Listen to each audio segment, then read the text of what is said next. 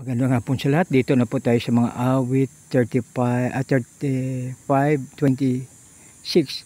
Silang nagagalak sa naghihirap sa paghirap ko. Lubos mong gapiit baya ang malito. Silang nagpapanggap namang mas mabuti. Hiyaan mo sila. Sila't siraan ng puri. Puri nawa ang Diyos sa pagbasa ng kanyang salita. Tayo manalangin. Panginoon, maraming salamat po sa iyong proteksyon sa amin. Thank you, Lord, sa pangalan ni Jesus na aming Panginoon at tagapagligtas. Amen and amen.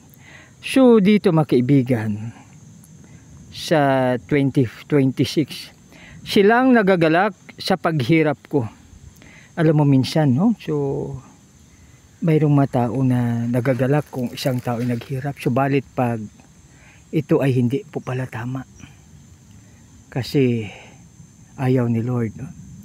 Lubos mong gapiit baya ang malito. Silang nagpapanggap namang mas mabuti. Hiyain mo sila't siraan ng puri. Dito mga kaibigan, alalahanin natin ang ating Panginoon ay makapangyarihan. Kaya pwede humingi ng gabay, proteksyon sa Kanya. Para kung sino man na hinihiya tayo, linalait tayo, ina-underestimate tayo, si Lord ang siyang magtaas sa atin. Alalahanin natin, the truth shall set us free. Shall set us free. Isang magandang hapon sa lahat. God bless us all.